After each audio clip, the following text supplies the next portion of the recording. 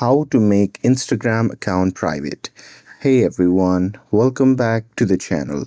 In today's video, I'll show you how to make Instagram account private.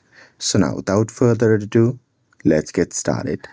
So here, first thing first, open the Instagram app on your phone. And now here, once you're inside the app, just tap on the profile icon shown in the bottom right corner of the screen. Now here, once you're inside the profile section, just tap on the three dash icon shown in the top right corner of the screen.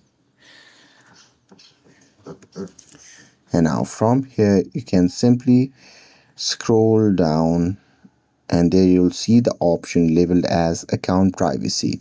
So just tap on it. And now here in this section, you'll see the option labeled as private account.